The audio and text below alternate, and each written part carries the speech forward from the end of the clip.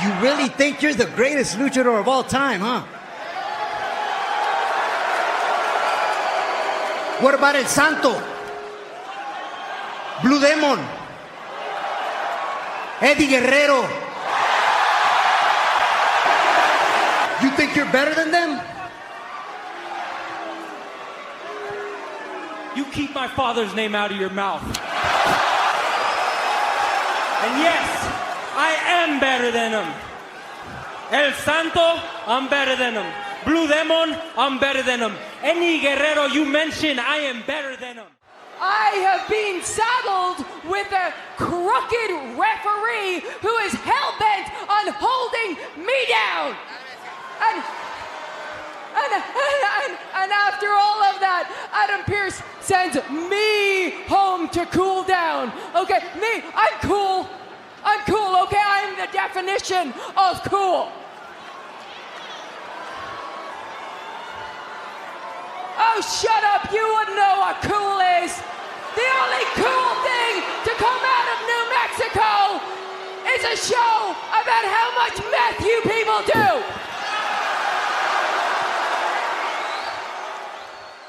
In 3, 2, 1, clap. Huh? Benoit balls. I still think Kevin Sullivan did it. I'm Aubrey Edwards. I'm not a wrestler. Tony's quick sniffs of the week. No, just my dickhead friends causing concussions and shit. All right, never mind. There's barbecue sauce. So good, half the face don't work. With Hogan that close up on the fucking camera reminds me of my racist uncle. I know you ain't listening, but you know who you are, you fucking racist. Uncle Oh my God, for real, don't tell me that's his name. Oh, no way. I was kidding. I swear to God.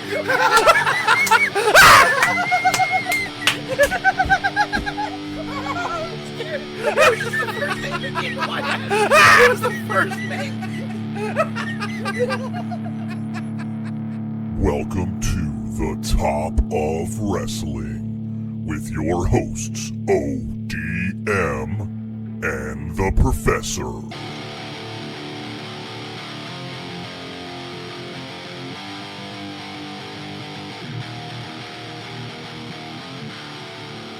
Good Wrestling Day!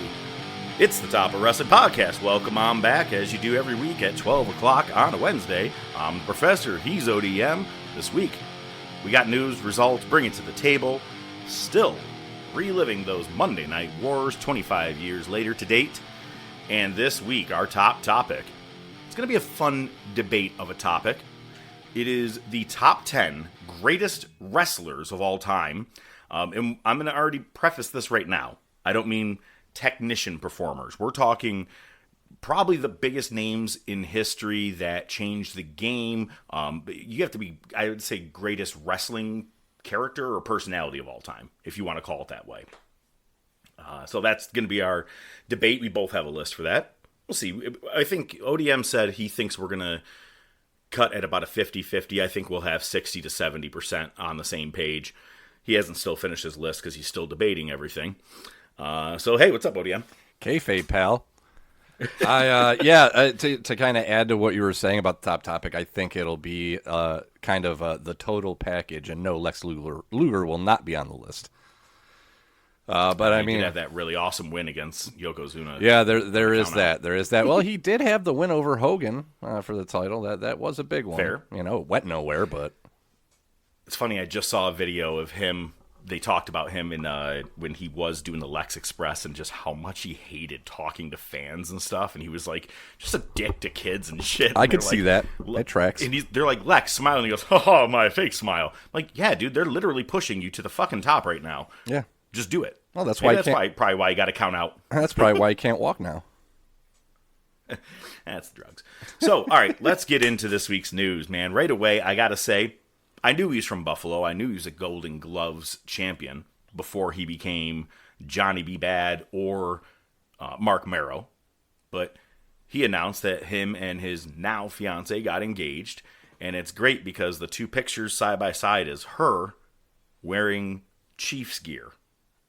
And he said, he goes, we make a lot of bends in life, but I said, if we're going to get married, one condition is you have to be a Bills fan in this household. It is what it is. And then the engagement picture is both of them wearing Buffalo Bills gear.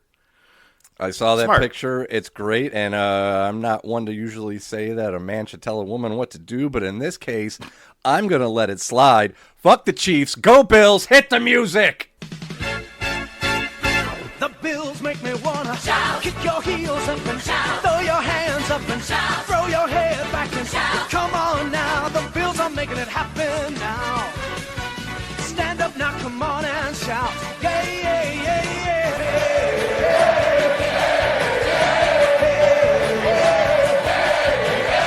Let's go Buffalo. Let's go Buffalo. Let's go Buffalo. Let's go Buffalo.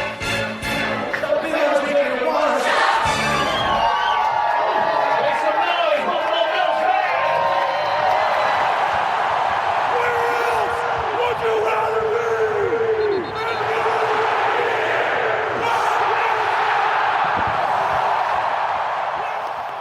All my life, well, before meeting my wife, I was Buffalo Bills, New York Mets, and Chicago Bulls. She didn't really care about NBA.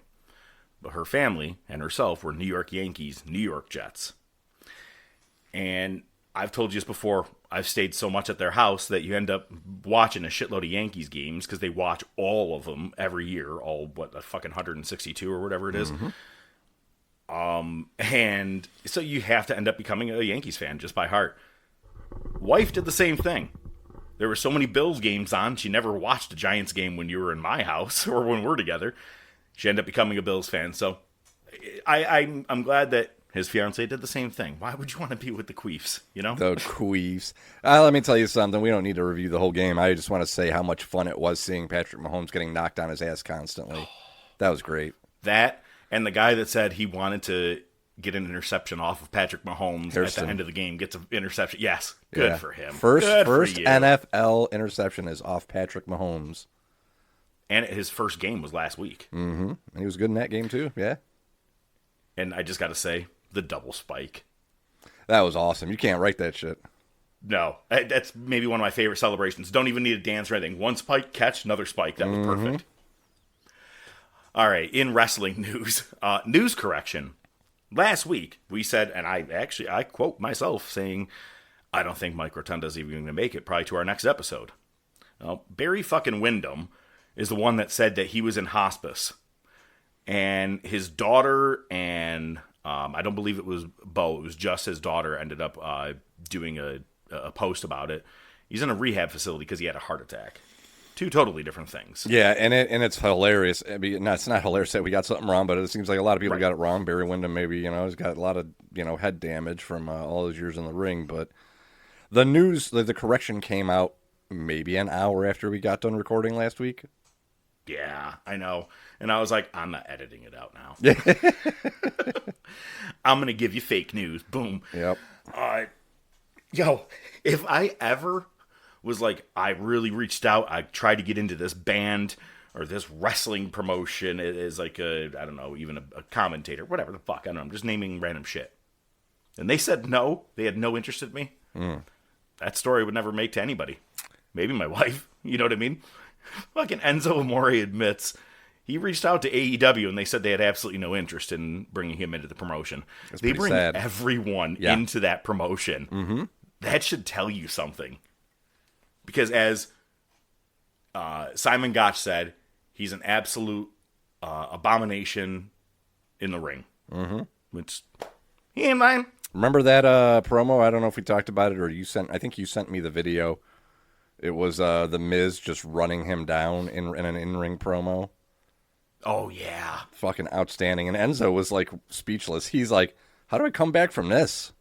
Because he was the Cruiserweight champ at the time, and he was, Mr. Heel on 205 Live or whatever. And, yeah, Miz tore him apart. That's a good promo. If you guys go back and watch that, look that up, that's some fun shit. Should make that you bring it to the table. Did you know that Danny DeVito and Carol Kane were both in Taxi and It's Always Sunny? Outstanding. Thank you. So, everybody last week, we've been seeing the last couple weeks, like Rusev and Ray Phoenix, oh, they're doing so bad. Look at they keep losing on TV. Same with like Aleister Black, things like that. But here's the difference. Rusev admitted to CBS Sports. He said, I left because in 5 years, I had 25 to 30 matches. I used to have that many in a month. I only have this body for so long, and it was being wasted. Now, I get everybody's like, well, Ray Phoenix's shoulders are getting pinned every week. Ray Phoenix is on TV every fucking week, win, lose, or draw. He would be on Dynamite 1 week and then not for 3. Yep. Because he has so many toys to play with. Was Ray Phoenix ever in a pay-per-view match outside of being with the Lucha Brothers? Nope. No. And we thought he was potentially world title material. Mm-hmm. Him or Penta. Mm-hmm. Now, Penta, he's not winning much, but look at his entrance. They treat him like a fucking star. It. He's killing it. He's over almost as much as Jey Uso is or was. Yeah, we'll get to him. So I'm just glad to hear Rusev say it. And it's like, no, man, everybody's thinking, oh, well, I didn't want to lose there. No, I wanted to actually be on the fucking TV. And you made me come out with an arcade gimmick. Oh, God. So this past weekend, Hiroki Goto came up short against Konosuke Takeshita. God, fuck, motherfucker. God damn it. Fucking chicken nuggets. Anyway, Takeshita retained against Goto. And it became official because right after the match, Yota Tsuji, the global champion, comes out and challenges Takeshita to Wrestle Kingdom title for title. And Tsuji himself, who we've been high on this last year or two, he's shown a lot. Big guy. He's like Damian Priest kind of size. Yeah, you said that last week, I think. Yeah. And he said that he actually wants the original IWGP Championship back. Don't we all? Like, good. Yeah. I'm like, but since it's going to be title for title, maybe this merge does bring that back. That'd be cool. And I have absolutely no reason to believe that the result, other than Takeshita is going to drop it to Tsuji. I think he's doing his part right here. I don't think Konosuke is going to be in New Japan regularly because he's still dealing with DDT Pro Wrestling as well as AEW. So I think Yoda's going to get the title. Now, if Konosuke retains, I'm not going to be mad either. Yeah, absolutely. Yeah, I mean, I've been a big fan of Takeshita from the get-go. It just sucks because what they're presenting him as on AEW TV isn't really all that great. And like you said, disappears for a little bit, comes back, disappears. And I really thought that his run in New Japan would be a lot more fruitful. It definitely seems that way so far. Been. Oh, yeah. So let's see if it continues. 2 G1 Climax tournaments. Last year he got to the semifinals. This year wins it and wins the world title. Yep. And you're saying you don't like how he's being presented on AEW. Surprisingly, and I'm going to give you credit when your credit is due. I will give it to TK. He's a part of the Don Callis mid-card family. And they've been pushing where it looks like Okada and Takeshita are going to finally face off. It's already being set that Takeshita is going to be a face, how it looks. So at least he does have a little character movement for the first time ever in AEW. And I could actually get on board with Okada and Takeshita for a match. I bet you'd be pretty decent. If it was in New Japan. I think they could still do what they would do in New Japan since it's 2 Japanese guys and, they can doing their strong style, if you will. Yeah. Well, I mean, yeah, okay, I'll agree with you there. It definitely has the potential no matter where it is. Whether that happens or not will remain to be seen. When that match happens, I'll definitely check it out because, like I said, either I'm disappointed and we have some content out of it, or it's a good match and we have some content out of it. I like that. Great mindset. And speaking of Wrestle Kingdom, it is Hiroshi Tanahashi's final match on January 4th, 2026. Now, it's been pushed and pushed as to who his final opponent is going to be. And they had the Wrestle Kingdom press conference yesterday. Now, that should have been the exact time that you should say it, right? That's when they start announcing things. They made the Takeshita Tsuji match official. And they even have Tanahashi there. And he says to the fans, please just wait a little bit longer for my opponent to be revealed. It's been heavily speculated that they're trying to work out a deal and maybe get Shinsuke Nakamura. I've been seeing that quite a bit. Look, WWE's not going to have a problem with it. He went over and faced, what was it, fucking Great Muta a couple years ago. Yeah. Yeah, so I don't think they'll have a problem. The funny thing, though, is that New Japan and AEW do have an ongoing relationship, right? So does it muddy the waters by having a WWE star do anything with New Japan? I think New Japan should be like, well, fuck you. I could have multiple partners, or friends. Fuck yeah. You know what I mean? I don't have to be just exclusive to you. And I'm sure Tony would probably want it to be Kenny Omega versus Hiroshi Tanahashi, right? Sure. It's not the match people want. If Nakamura came back to New Japan, not just Noah, he went in Noah for that Muta match. Great Muta match. Yeah. To go back to New Japan, he hasn't been there since Wrestle Kingdom when he faced AJ Styles at Wrestle Kingdom 10. We're talking 20 fucking years ago. This is the time to do it. Hopefully. Yeah, I agree with you. Ahead. I think you're right. New Japan, I think, is just taking the mindset of, why would I have one partner? If I can get talent from multiple promotions and it's going to boost our business, I don't give a shit. Yeah. WWE and AEW are the ones that are like, we want this to be exclusive. We don't want, they would. There's AEW and WWE aren't going to. The closest they will get to collaboration is that they have both collaborated with TNA. That's about as close as they're going to get, and AAA, and possibly New Japan if this does happen. Yeah, be awesome. Well, here's what's funny though. The most sold out, or not sold out, but the most tickets sold at a Wrestle Kingdom goes all the way back to Wrestle Kingdom 6, and that's where Tanahashi defeated Minoru Suzuki in the main event. So we're talking that long ago. Yeah, that was 43,000 people. That was the most ever in the Tokyo Dome for a Wrestle Kingdom. 2022, 3, 4, they've been simmering somewhere around 20, 22, 25. Right. Only one match has been announced. And prior to that match even being announced, there were already 31,543 tickets sold. They're at 31,000. They're 31.5 for Hiroshi Tanahashi's final match. They're going to make it a big thing. And I bet you it main events.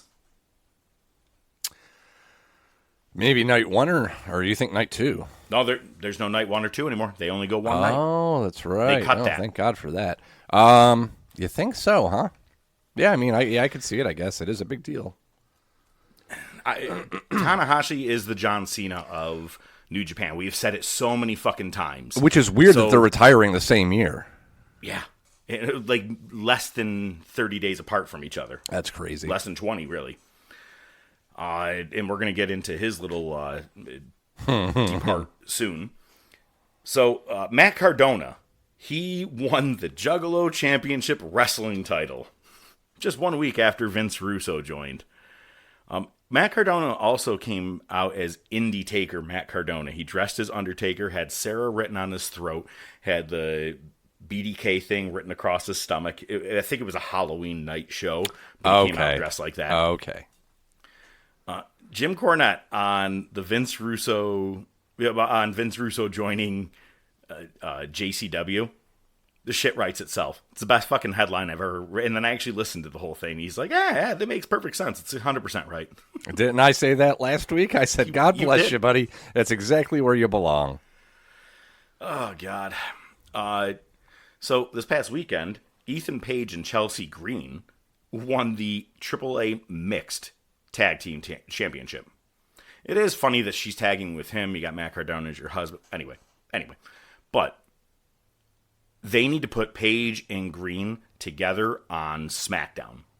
They would be perfect right there on SmackDown. But he's got to drop the North American Championship first. Sure. But them together, especially both being Canadian, everything, they are fantastic together. So hopefully that's the plan moving forward. Yeah, I saw something. Maybe it was Chelsea Green just on Chris Van Vliet recently?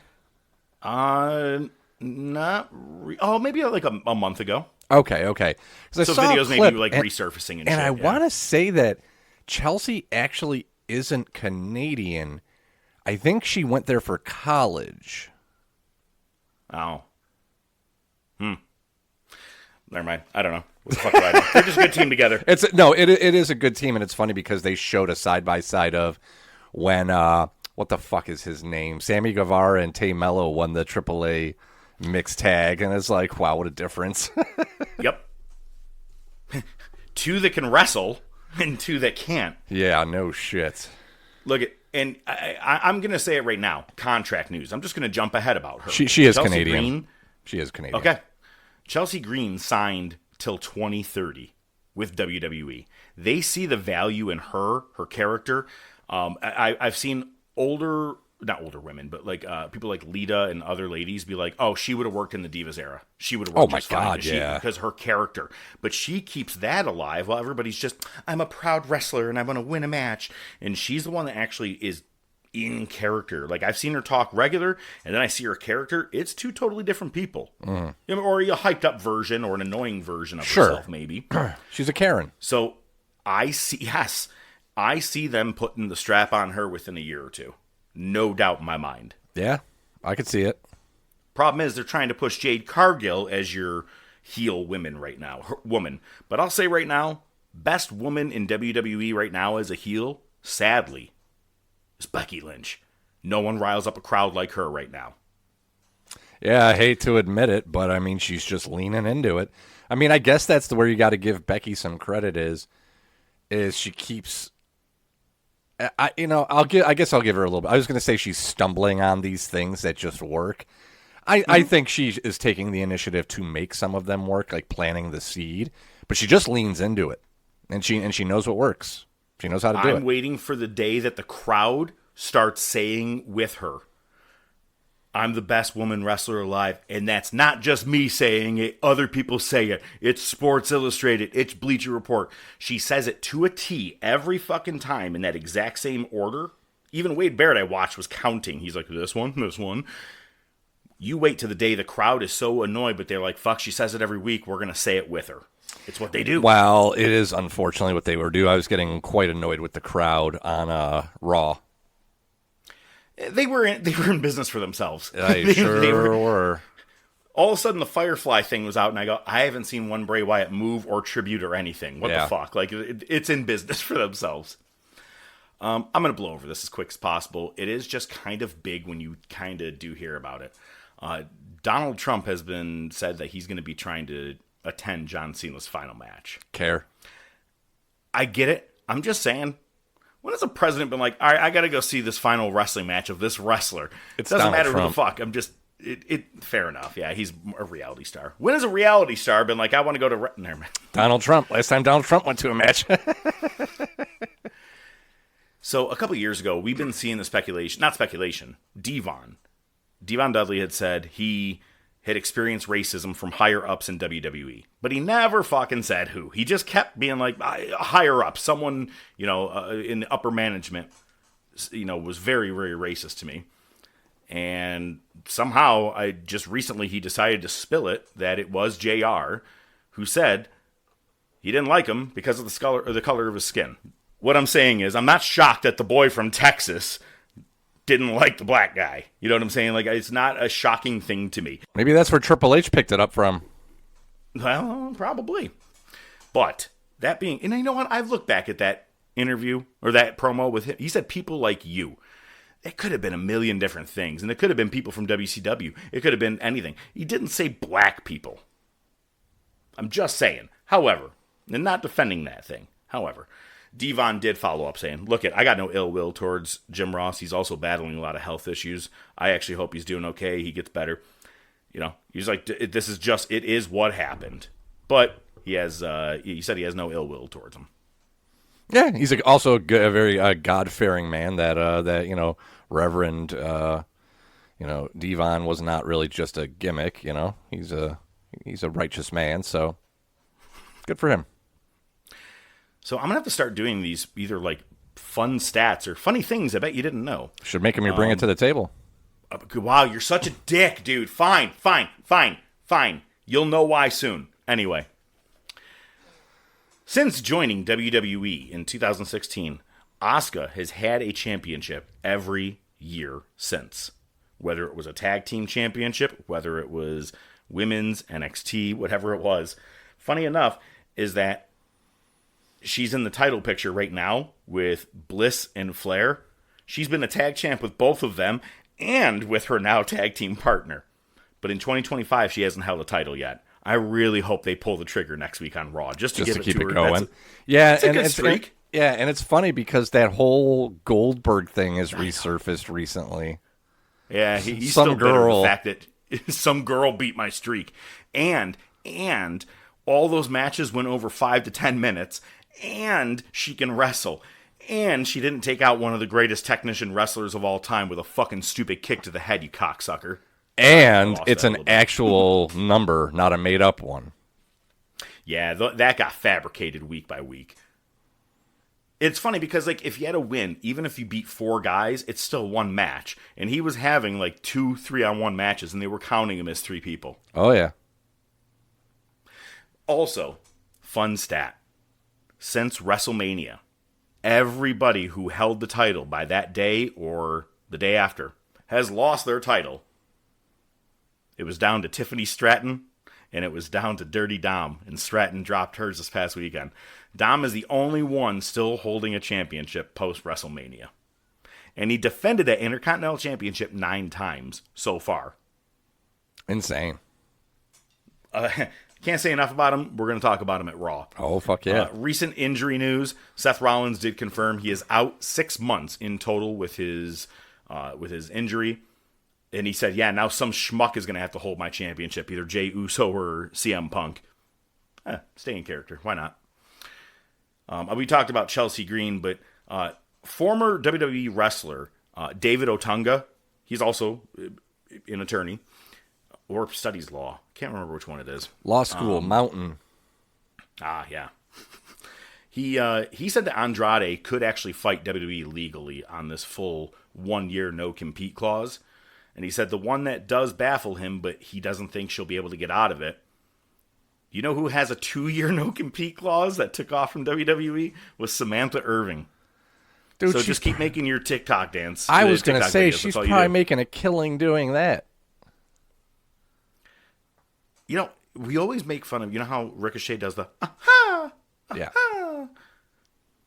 He's stealing that. I saw a video compilation, 3 minutes worth the other day. That was John Cena in 2002 and 3 with when he was a heel. He would get in everybody's face, or he actually even did it even more in like 2005 I saw, where he gets in like a GM's face and, aha! Ricochet stole it. Big surprise. Cena did it first. So for TK's quick sniffs of the week, he trademarked Big Van Walter, not Big Van Vader. So I had to do a little bit of digging. First, I was like, well, is that Vader's son's name? Is his name Walter? And I'm like, is he trying to bring him into wrestling? No, that's not his kid's name, and he's not even doing wrestling. But you know, all signs are leading to this, and I am not shocked. He has the Diddler and Big Boom AJ guy or whatever. They're going to be on the pre-show of their next Full Gear pay-per-view. Again, in a match with Cutie Marshall and whatever. It will not shock me if they bring in Paul Walter Hauser. And that is the guy that's been doing a lot of wrestling on the indies. Mm-hmm. And he's a pretty famous actor. He's been in a lot of shit. So I wouldn't be shocked he is what Big Van Walter is. Logan Paul and Bad Bunny, Paul Walter Hauser, AJ Boone, Costco dumbass. I don't know. Fuck Logan Paul. Oh, God, I can't wait to get to that. Uncle Dave's claims of the week. He said that FTR and the Young Bucks are the 2 greatest tag teams in the last 20 years. God. I'd maybe put a little debate in there for FTR. Sure. Maybe. Sure. But Young Bucks, it's not one match is different. It's all the same fucking shit over and over. Super kick, super kick, super kick. Melter driver, BTE. It's all the same shit. I mean, but the last 20 years, you got what? New Day. You have Usos. The Usos. Christ, that actually should have been number 1 or 2 itself. So it's, of course, Dave just leaning to one side only. But then when you understand this next one, you'll see how much he smokes. WWE tried to hire him. This is his claim, by the way. WWE tried to hire him for creative booking when the ratings tanked a couple of years ago. Sure. Your mother. There's no fucking way. Your mother, they that's were who. like, let's get Dave Meltzer in here. Jesus. Not one person likes Dave Meltzer. Fucking every time Bruce Pritchard had the chance on his podcast, it was fuck Dave Meltzer. And you're going to say that WWE was pulling him in? No. They actually pulled in fucking Bruce Pritchard. No bullshit. That's when they pulled him in. So, all right, last week, some results. Dynamite. So, Tony Schiavone had his half a mask on. His Phantom of the Opera mask. Yeah. Yep, and which he used to do in WCW back in the day. And he was never actually in the fucking ring, apparently. They voice dubbed him over the thing the whole time. And for another time where Hangman is dressed as something, remember he's like the fucking marshmallow guy from Ghostbusters? Oh, that's right, yeah. Yeah, same kind of thing. He did that and jumped Joe after Joe won a fatal 4-way to become the number 1 contender against Hangman at the next pay-per-view. It was a Halloween type episode. Of course, it's something they would do, but yeah, they had Tony Schiavone just piped in over it. I think it was like pre-recorded, obviously. And it was Adam Page the whole time. It confused the crowd only, I feel like. Yeah, it wasn't very good. I saw it. It was pretty lame. Yeah, that's my point. It was like, whatever. It was very hokey. Here's a fun fact for you. For the 3rd year in a row, Hangnail Adam Page is facing the exact same opponent that he had faced at WrestleDream. They always go WrestleDream, then Full Gear. A couple years ago, Swerve Strickland back-to-back. Last year, Jay White back-to-back. Now Samoa Joe back-to-back. Keep that solid formula going, TK. It's working just fine. Next Wednesday, the 12th, in Greensboro, we're set to have a double blood and guts match on Dynamite. This is funny to me because, first, just looking at the men's match is 5 versus 5, the women's is 6 versus 6. Oh, Jesus Christ. It would have been better off 4 versus 4 with the women, because it's already going to be a shit show as it is. I may watch this in full just to see how many fuck-ups there are. Just see the train wreck? The women's match. Freddie Monet, Megan Bain, Marina Schaefer, who's actually taking the place of Penelope Ford, who tore her... Is there a UCL? Or just ACL? I don't know. I think so. I saw the word UCL, but or the lettering of that. But anyway, she tore her ACL. So it's going to be Freddie Monet, Megan Bain, Marina Schaefer, Thelka, Julia Hart, and Sky Blue versus Chris Statlander, Jamie Hayter, Amnesia, Willow Bertha Faye, Tony Storm, and Harley Cameron. That is going to be a horrible match. A lot of people, half of them are going to get injured. Oh, guaranteed. Fantastic. Nah, I don't mean that. I hope somebody fucking snatches Freddie Monet's wig. Oh my god, I hope it gets caught in the cage. She goes to run and God, just that'd like be awesome. The whole thing just comes right off. The men's one, it's 5 versus 5. The Dick Riders, the whole team, taking on Darby Allin, Kyle O'Reilly, Roderick Strong, Mark Briscoe, and Orange Cassidy, Mr. Pockets. Outstanding.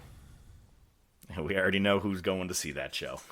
And FTR became the number 1 contenders to the tag titles, beating the Young Bucks, Jet Speed, and Jurassic Park in a fatal 4-way match. I'm surprised that one wasn't for at least a little bit of money, too. I'm not sure which one from Pretty Deadly that is wrestling and which one's not. I kind of missed it. But Ilya Dragunov retained the U.S. Championship in his open challenge versus one of them. The other one is injured. But when this one came out, I think it was Kit Wilson. When the other one came out, it was totally different music.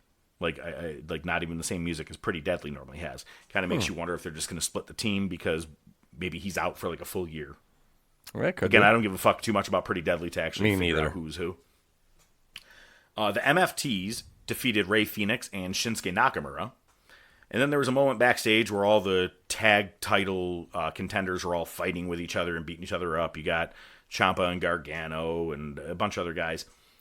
And during all of it, Dragunov was right there after his match, and he turns around and Tama Tonga is holding the U.S. Championship, just looking at it. I was like, yeah, buddy. It's funny to me because I did read something the other day. People were like, oh, Tama Tonga is stealing Will Ospreay's hidden blade. Like, nope. He's been doing that elbow for a long time in Japan. Very, very long time. Maybe you just haven't watched his shit, but that was his finishing move outside of kind of a cutter that he does. Right. Saturday night's main event. Did you end up getting to watch any of it live, or did you have to wait later? I had to wait till later, but I did watch the whole event, and I actually got a couple things to talk about in, I think, each of the matches. So okay. So I was wrong on the opening match, okay? Whatever. It was Cody Rhodes. He retained against Drew McIntyre in a match where if he got counted out or DQ'd, he would lose the championship. Right. And the motherfucker still cheated by using doing the crossroads on the title. Much of the same way that he beat Kevin Owens at Saturday night's main event on a chair. Motherfucker cheated. Makes you wonder. Won. Makes you wonder. So if there's a turn coming in? Yeah. Okay. So just to make him relevant, or have him lose the title, have him disappear for a couple months, come back, turn heel. There was an interesting spot. So the spot was ref bump in the corner. Drew had brought in the title. Cody ended up using it, right? And Wade calling it out was fantastic, by the way, on commentary. Before that, Cody went to do the super cutter, and he buckled like his knee got hurt. The match kind of stopped for a second, and then they went back to it, which I hate that when they go back to the spot. I mean, at least I guess they gave it a few seconds to breathe. Sure. What are your thoughts on what happened there? Because I have two. I think he tried to sell, and it looked like shit. I don't think he got hurt. I think he literally was trying to go like, oh, my knee hurts, but it wasn't as good a sell. Right. Well, I agree with you there. I think one of two things happened. I think one is he went to run to the corner, and the ref was in his way. So he kind of just stumbled, and he's like, I'm going to sell this, and we'll just regroup, and we'll get back into it. Which, okay, and if so, smart move. Veteran move. Mm-hmm. The other thing is I'm wondering if the ref really fucked up and thought that was where he was supposed to take the bump. Because it was in that same corner. Oh, same and corner. And it was right after that. It was right after that.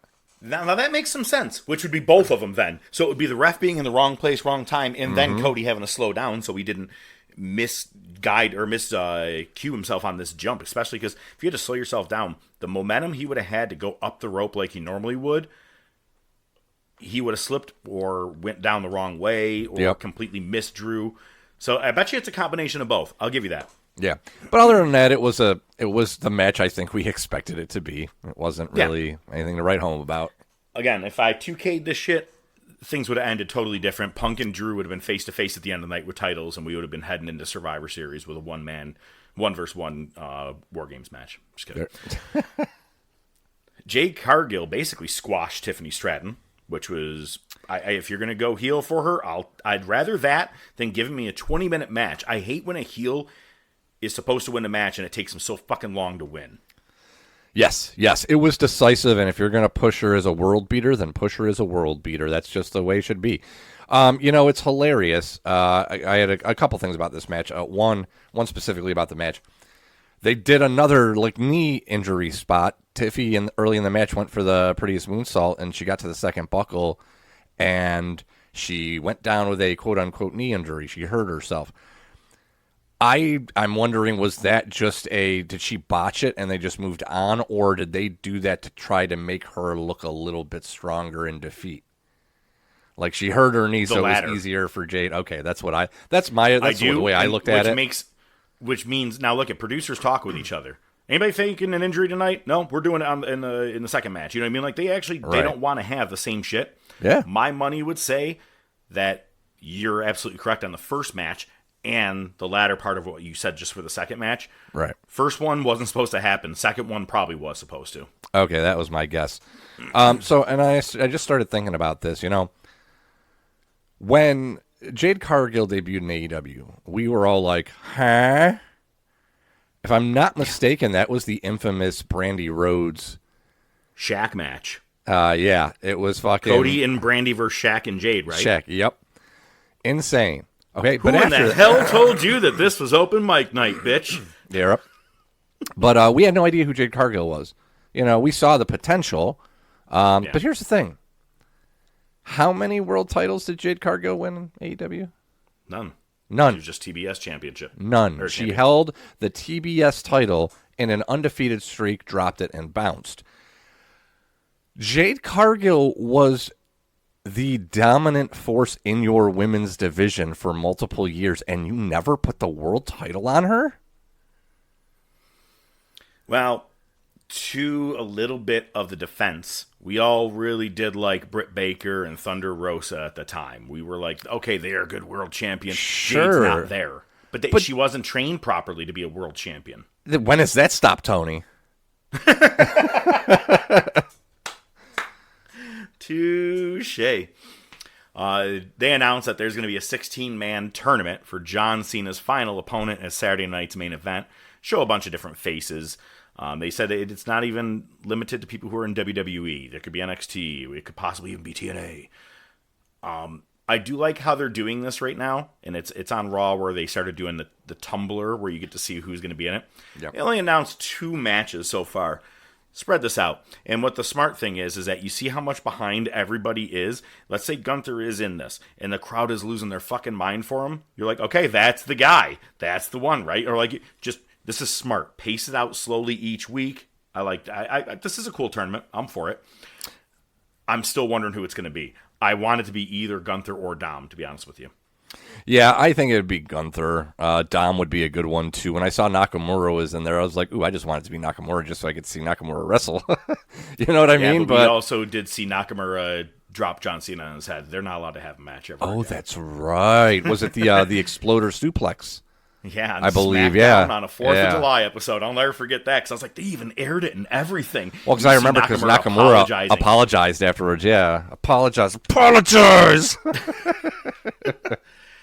So, Dirty Dom retained his Intercontinental Championship for the 9th time. And this was a triple threat match against Penta and Rusev. Dude, my favorite part of the match, 2 of them. And both of them had to do with Rusev. Yep. Was it real? Do you think that kid was real? Oh, yeah. Real to me. Okay. Oh, yeah. So this kid is tapping on Rusev's bicep. Hey, Rusev. He goes, don't touch me. This kid screamed. It looked like he absolutely dribbled or shit in his pants, one or the other. I was like, wow. I watched that thing fucking 10 times in a row. I couldn't stop laughing at it. It was outstanding. Scream. Yeah. Well, I was wondering if he was possibly a plant with how that scream and everything, but you never know with WWE. But to me, it just seemed like Rusev he's a pro, and he was just like, I'm going to get something out of this. And he did. But you see, when I showed it to my wife, I go, that's what it was like back in the day. I remember if you touched the heel, Bulldog goes, get your fucking hands off me. They used to, you know what I mean? Like, and I miss that shit, dude. So that's a good heel. I loved it. Great thing. But my other moment is, again, he's doing heelish shit. Crowd is liking it, but he's not leaning into the crowd. Rusev has Penta in the Accolade. I always want to call it the Game Over, whatever. No. So and then you hear the bell ring, and he just starts celebrating. Yes, I did it. And I knew 100%. I go, God damn it. And they finally pan over, and it's Dom with the hammer in his hand. I like on Raw, I think Joe Tessitore goes, I told them they need to tie it down to something so he can't get it. And Dom gets the win, man. It was awesome. Loved the match. It was perfect. He's killing it right now. I think it was a match of the night, just between that fake finish and just all three, the way they work, the heelishness of Dom, the dominance of Rusev, and just the overall crowd-pleasing work of Penta. I think it was just a good combination of guys. They all got to do their stuff, and it didn't go too long. No, it didn't. That's the thing I like. And I've said this too many times, but does every match have to go 2 to 3 segments? You know what I mean? Like, No. Just on Raw, you had Bayley and Lyra versus the Kabuki Warriors. Does every match need 2 to 3 segments? You know, and it's killing me. This right here was quick and to the point. I liked how they did this match. And you just knew that, especially you're like, that it was the match of the night. I even knew. I was like, oh, this match was already so much better than what the main event's about to be. Jey Uso showed his fucking colors in this match, dude. Showing how honestly clunky Ibushi he is like. Punk went full Orton. Loved it. Yo, if you fuck up a simple neck breaker, you're turning your head, you're going down. How did you go into a full 360 for him to basically give you a cutter? Do you think he was sandbagging?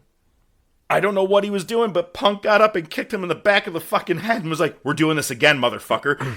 Fuck you got it right on the second try.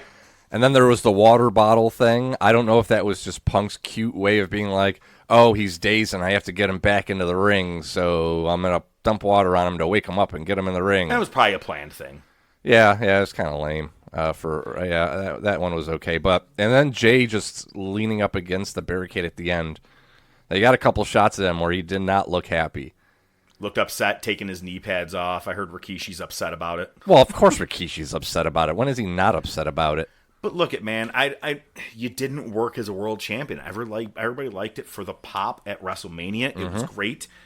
Maybe the next week or two it was fine, but after that, nobody gave a fuck. Everybody was just like, so who's he dropping it to? Yeah, we were just waiting for Gunther to take the title. Like, we knew it was going to happen. You like that video I sent you earlier?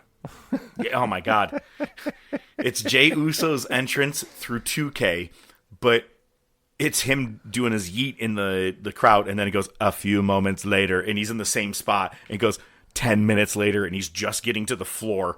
It's the SpongeBob thing as they do. Yeah, it's hysterical. Oh my God. It was like, we had to get a new voiceover guy because and then it says an entire eternity later, and then he runs it back. Jesus, and it's not. And I said it was sadly accurate. Mm-hmm. I was just waiting for the vision the whole fucking time. I will say, Punk has got to stop doing the double GTS where they bounce off the rope and he bends down and they just happen to fall on him again. He did it with Rollins like twice now. Yeah, stop it. Whoever's telling you to do it, don't do it anymore. There's many different ways to do the GTS. Exactly. Yeah, it's kind of lazy and repetitive. We've seen it. It was cool the first time we saw it, and now it's like we almost expect it. You know what I mean? So first time we saw it was the beginning of the year last year. Was last year the beginning of Netflix or this year?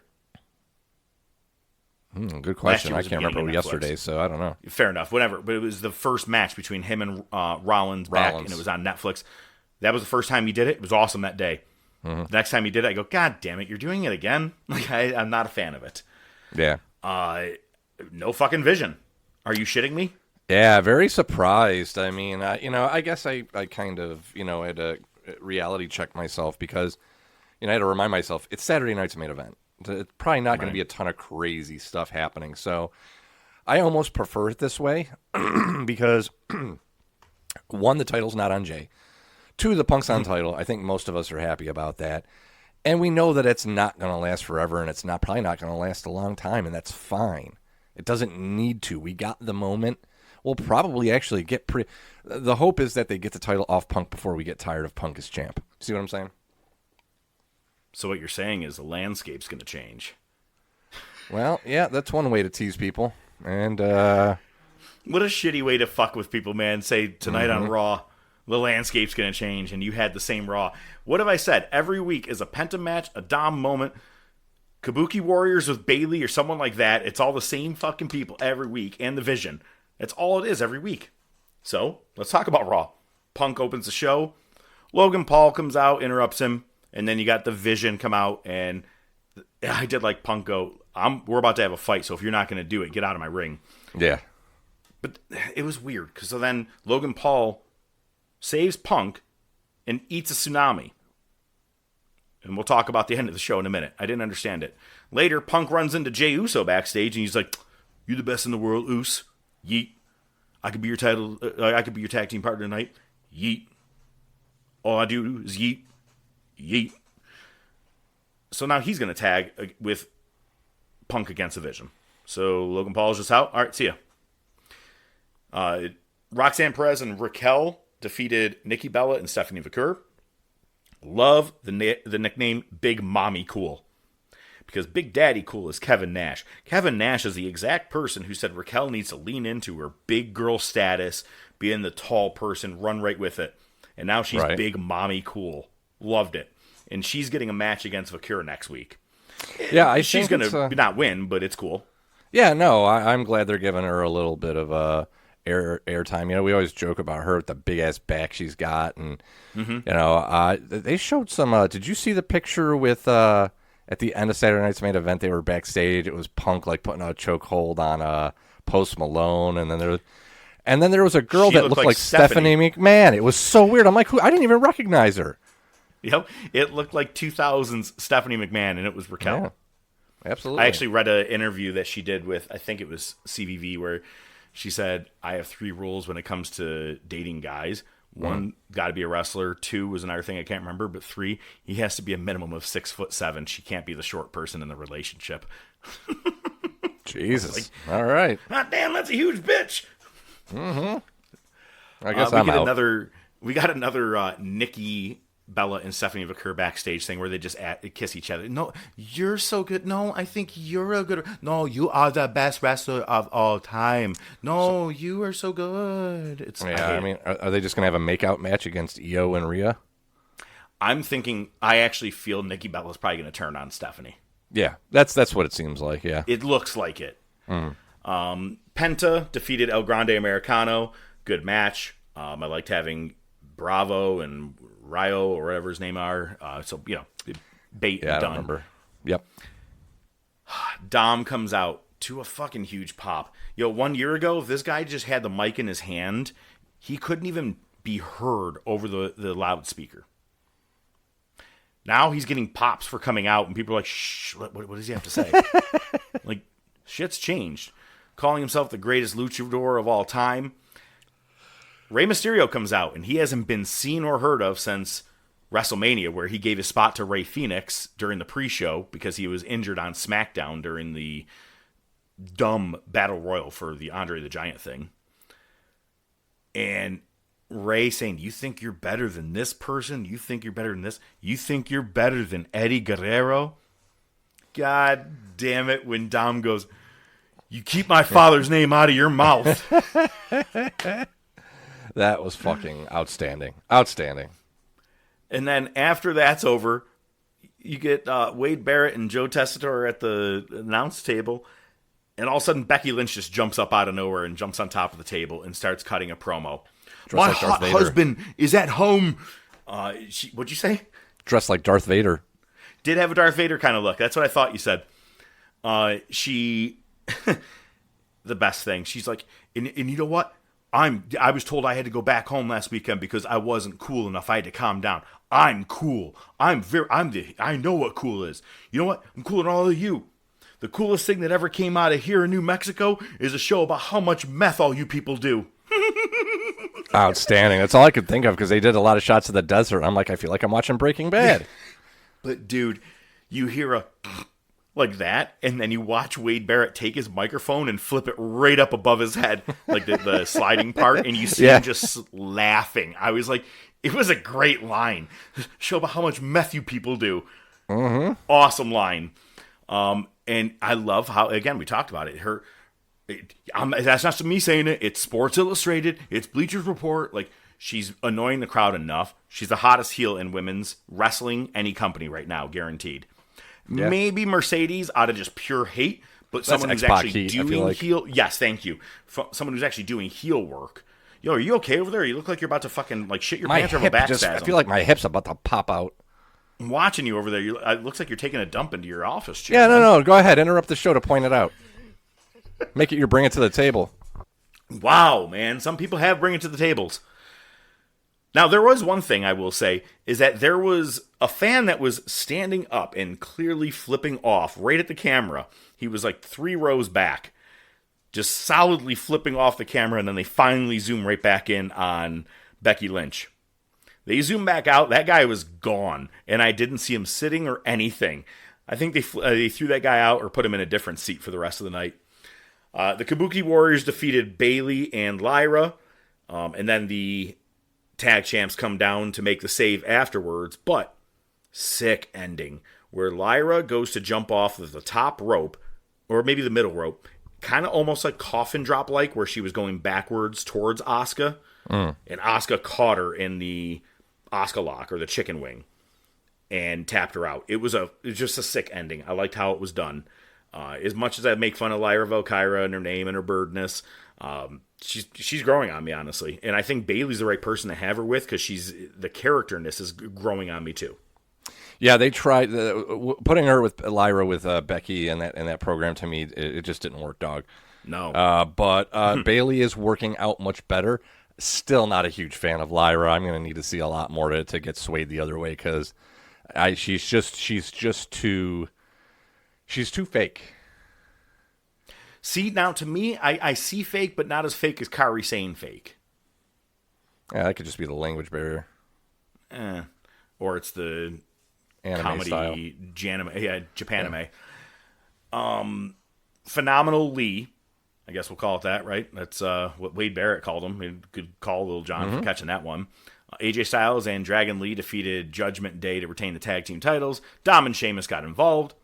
Now, here's the thing. It wrote it fucking self. It wrote itself for Raw. You kept saying the landscape's going to change. That's why we're all watching tonight. Paul Heyman is trying to convince Jey Uso, do not tag with Punk. Do you know what the tribal chief would think? I don't care what he thinks, Uso. I don't care what my brother thinks. I don't care what my mama thinks. Yeet. But, yeet. Which leads to him actually tagging with Uso, or with Punk, and it was a double count out against the Vision. For Logan Paul to come out and have his brass knucks, and it was so fucking obvious when he was standing right next to Punk, and he punches Punk with the brass knuckles. Yeah, I was at Wheezy's, and we called it out as it was happening. We're like, oh, well, he's going to hit Punk now. And it's stupid because if Jey Uso turned right there, do you know how you would have had kids crying. That's one of those moments you would have had those little yeeting kids be like, no. I'm serious. Like the yeeting babies. So, but you have Logan Paul instead. What I like, though, is that Heyman was still unsure what's he going to do. And I loved it. Heyman, it was like, all right, everybody, just hang on. And he tells Logan, he goes, stay back. And he puts his head just a touch to the side to Braun Breaker, and he goes, if he hits me, you kill him. Which, fucking Heyman is just gold. It's the subtle things, man. He knows how to work the little things. And then he gives the brass knucks to Paul Heyman. He kept putting his arms out. I'm like, are you guys going to hug? Is that what's going on? I was waiting for it, yeah. Nope, just off the air. Just put my arms out like, what up, dog? That was it. It was kind of weak. Yeah, I don't. A couple of things that are wrong with this. One, why does Logan Paul need to be in this group? I feel like it just diminishes it. Is it just because he's going to be the first contender? I bet you right now, CM Punk versus, well, maybe not. I don't know if they're trying to put towards War Games, but one of the first World Championship defenses he's going to do is against Logan Paul. Logan faces every fucking champion at some point. He did Cena. He did Roman Reigns. Like he's faced everybody when it's at the right big time. That's all it's going to be. And it's one match and he's going to lose. And then I agree with you on the Uso thing. Like that was the time. Like I was expecting the turn. Especially after losing night. Saturday night's main event. It wrote itself. Yep, 100%. And I'm not being sarcastic. That would have changed the landscape. Because you took your biggest baby face to a lot of kids here and turned him heel to join with Paul Heyman. His Monday night promo next week would have been Dirty Dom booze from a year ago. Oh, yeah. 100%. 100%. Oh, God. But next week, we do have the Cena tourney that is going to be going on. Nakamura is facing Sheamus, and Rusev is facing Damian Priest. It's also John Cena's hometown, one of his last couple of appearances. He's got Survivor Series, and then he's got Saturday night's main event. And also, the Kabuki Warriors are defending the tag titles against Alexa Bliss and Charlotte Flair, and Stephanie Fekir will defend against Raquel Rodriguez for the world title. Flair and Bliss are defending the titles against the Kabuki Warriors. I did that the opposite, didn't I? I said Kabukis were defending. Yeah. Yes. Challenging. That would have been a more appropriate word. God, I had to bring it to the table. Anyway, look, in a couple of weeks, we do have AEW Full Gear.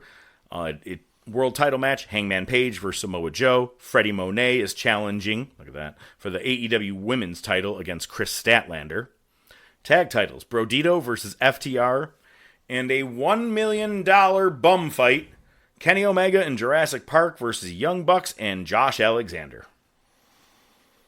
You know what's going to happen? Tony's just going to do something stupid and have Kenny join Bucks and Josh Alexander. Or the Bucks and Alexander are going to win. The Bucks are going to be excited because they've got money again. And then Jurassic Park's going to set the money on fire. And then Luchasaurus will turn heel and join with the Bucks. Yes! We've got it. It's all booked. We've been building towards this, man. Let's bring it to the table. Just bring it, bitch! Oh my gosh! I'm gonna let you do the honors. Go ahead, man. Why don't you go first this week? Oh, not a problem. Not a problem. So, the crack investigating team at the top of wrestling, a.k.a. me, we talked last week about how it would be great to go back and listen to us talk about Dominic Mysterio's first match and how much we probably shit all over it. So I went back in the archives, checked it out. Turns out we were actually on break between Season 1 and Season 2 when Dominic had his first match against Seth Rollins. Also did not remember that 1 week after that pay-per-view was another pay-per-view. And it was Rey Mysterio and Dominic Mysterio against Seth Rollins and Buddy. Buddy Murphy. Remember, because they just called him Buddy for a while there. So I listened to that one, and you spent more time shitting on Rey Mysterio than you did Dom. Interesting. No shit. Yep. We focused mostly on how much you just don't like Rey Mysterio and about making fun of Buddy losing his last name. Because I said it was Rey and Dom Mysterio versus Seth and his buddy. Yo, I think I'm bipolar. Something. Join the club. Well, because on Raw, when he's naming all these people as the greatest luchadors of all time, I'm like, I'd actually say Rey Mysterio is probably pretty solidly up there as one of the greatest. Yeah, he's of all probably time. up there. He did say El Santo. I was waiting for La Parca, but I guess it's weird because Right. La Parca technically still wrestles. So True, but and here I'm like, fuck Ray, and then like 5 years ago, it's fucking great. that's up to par. All right, man. Guess what? You want to know what I'm bringing to the table? The Wars? Your mother. Yeah, and the Wars. All right, let's go there. Monday Night Wars! Austin, your search, it's over. It's all over. Now you know, you dumb son of a bitch. Oh my God! What the hell did he mean by that? It was Triple H! Break free right from the chains. Sorry. All right, sorry. I've been listening to Wilson Phillips. It's the Monday Night Wars. It was November 6th in the year 2000. And the best thing about this week, man, when it comes to the Wars, no pay-per-view. Thank God. Yeah, it's been rough. I like these breaks of 3 weeks at best that we get no fucking pay-per-views. They just go nonstop, man. Yeah, it's fucking ridiculous. Well, let's get on with it and enjoy it while we can. It's Raw coming to you from Houston. We get a little flashback from SmackDown. Rikishi says that Rock attacked Austin with the wrench last week. We see Austin walking through the backstage area on SmackDown, and an equipment case just falls from the sky and almost crushes him. And do you want to know what arena that was in? The Blue Cross Arena in Rochester, New York. SmackDown was in Rochester. Okay, very cool, because they were in Albany the week Happened before. to be at that one, and me and a couple of buddies went to that. We were at like the fucking top of the arena. We got tickets like day of. But it was my first SmackDown ever at that time. Nice. And I remember that vividly, where we're like, who the fuck just dropped that on him, man? Like it just misses him, but still. Yeah. And it was one of those big-ass ones. Very weird. Rikishi... Ones that look like they're carrying multiple speakers. Like it's like a band-size one, yeah. Fuck yeah. So Rikishi interferes in Rock's title match. Austin makes a save, and then Rock hits a rock bottom to Austin. And then, out of nowhere, Vince is back. But not for anything important. He comes to the ring and basically just does a rock the vote PSA for 5 minutes. Legit. Nothing about wrestling. He's talking about voting. Rock the Vote. Yep. Wasn't that an MTV thing, Rock the Vote? Yes, it was. Yes. I just used Remember it. the Rock the Vote scene in Black Sheep with Oh, Chris Farley? God. Kill Whitey! No. Oh, that's great. Austin interrupts. Vince offers a handshake. Austin grabs the mic instead. Says, I didn't come out here about voting. I came here to talk about opening a can of whoop ass. He's tagging with The Rock tonight. And Austin wonders who the mastermind was that set him up. He knows Vince. How do I know you weren't involved, Vince? Angle and Stephanie come out, run down Austin for questioning Vince. Angle renounces his ties to Texas. Stephanie gets in Austin's face. And Angle jumps Austin but eats a stunner. We see Vince, Steph, and Angle backstage after we come back from break. Vince wants Steph to leave with him. They leave, and Angle is just kissing Vince's ass. Next, you get Taker versus Val Venus. Taker's wearing a Yokozuna shirt, mourning the loss of his fellow BSK member. Because he had just passed at this time. Mm-hmm. Holy shit. Yeah. Which is crazy because it's only a couple years after the Heroes of Wrestling, which we just did a couple years ago, obviously, rewatching that. But, that one sucked. Yeah. But you also kind of weren't, and I don't mean this in a shitty way, you weren't shocked. Like, he went from being 300, 400 pounds to, like, 800 pounds before he was, like, done. Yeah. Insane. Let's see. Taker wins. Triple H goes to see Foley. He wants the Radicals tonight. The Radicals jump Triple H on SmackDown. They're back together. After that random reunion between, was it Benoit and Malenko last week? Foley says, Triple H, if you can get 3 partners, you guys can have an 8-man tag. Austin comes in. Foley says, listen, I don't think The Rock's involved. Triple H says, hey, Austin, remember your own advice. DTA, don't trust anybody. Austin tells Foley, if The Rock tries to screw me, it's not just his ass, it's yours. Kane cuts a promo on Jericho. Road Dogg is with Triple H. Dog says, I've got your back, Triple H, but I'm not sure about somebody else. Come back from break. They go to see Billy Gunn in China. And they're in. So it's going to be DX versus the Radicals. TNA. Last time this happened, Eddie broke his fucking arm. Right. Yeah, no shit. TNA with Trish versus Too Cool. TNA win with a distraction from Trish. And then Crash runs in because TNA's been taking over APA's office. And he's got somebody with him. And it's Mona. She has not been identified as Molly Holly at this point. They still don't even know who she is, but obviously we know looking back who it is. If you hold on just one more day, if you hold on. Yeah. But it's funny because Molly goes to do like a springboard off the ropes, and she fucking almost ate it. It was not good. It was not good. It's a rough debut. Yeah, a little bit. Well, especially because they really didn't do much to like really get at what was going on, because that's the last you see of her for the show. It's the last they talk about it. We see Roger Clemens is in the crowd. Nice. And we get the DX versus the Radicals. Fuck him. With Terry. I was still a Mets fan back then. Him fucking throwing at Piazza still pisses me off. Yeah, that's fine. And then a bat gets broken. He goes, I thought it was a ball when I was picking up a bat and throwing it at Piazza. He's a fucking cunt. Fuck Roger Clemens. Wow, I didn't know you felt so strongly. All right. He threw a bat and said it was a ball. Okay. Okay, nothing. Okay. Okay. Fuck you. Yeah, fuck me and Roger Clemens. All right. Exactly. You took words right out of my mouth. All right. Well, there we go. DX wins. Right to censor. It's Buchanan and Godfather versus Hardys with Lita for the tag titles. Apparently, Ivory won the women's title on SmackDown. They never mentioned that. Edge and Christian try to interfere. Richards ends up interfering, and Right to Censor win the tag titles. Not gonna lie, when we were rewatching this, never did I remember they even held the tag titles. Me neither. That's how memorable they were to me. I just remember them being annoying.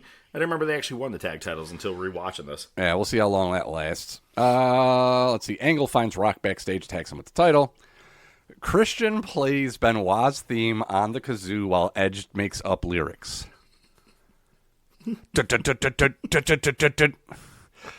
I strangled kids and my wife. No, too soon. All right. No, hang on. Actually, there's a good one. And here comes Christmas Benoit. Here comes Christmas Benoit, and he's really mad. Here comes Christmas Benoit. He's gonna kill like a dad. It was like something like that. Something like that. Yeah. Song, throw CTE like that, in there somewhere. You'll be all good. Maybe we should. Well, bring it to the table. Yeah. should have been. Foley comes in, books him in a tag match with the Dudleys. It's going to be a table match. Kane versus Steve Blackman for the hardcore title. Blackman retains with assistance from Jericho. Rock and Austin have words backstage. Then we get Jerry the King Lawler versus Raven. In the year 2000. Attitude Era. Yeah. Taz joins commentary, future career. Interferes, DQ, Snow makes the save. Next, you get Edge and Christian versus the Dudleys in a table match. Hardy's and Lita interfere. Christian goes put through a table. Dudleys win, and then Jeff hits a swanton to Edge through a table. Rock's making his way to the ring in the back, and someone runs Rock down with an equipment case/rig. It's like a really big cart that you could put multiple of those cases on and wheel them around easier, I guess. But yeah, they just ram it right into him, and you don't see who did it. Rock is the most overseller of all time. Just got to throw that out there. Yeah. The way he sold this thing, you would have thought he was literally shot with a fucking shotgun in the stomach. Mm-hmm. Pretty much. Yeah. And then the concussion he's selling afterwards when they come back from break. So, main event, it's Rikishi and Angle versus Austin and Rock, sort of. Rock's loaded into an ambulance and taken away, so Austin faces the heels 2-on-1. Rikishi grabs the sledge, and Triple H ends up coming down to take Rock's place. Then, hits Austin in the face with the sledge. Austin's busted open. Triple H puts on a black glove. Was this a shtick thing, or was it supposed to be loaded, or an OJ reference? Maybe it was loaded. I'm not really sure where they were going with it, to be honest with you. Yeah, they kind of referenced that it could be loaded. Takes out the ref. Bonsai drop to Austin. Triple H gets the mic, and JR goes, "Someone tell me why, damn it!" And then Triple H tells Austin, "Your search is over. Now you know, you dumb son of a bitch."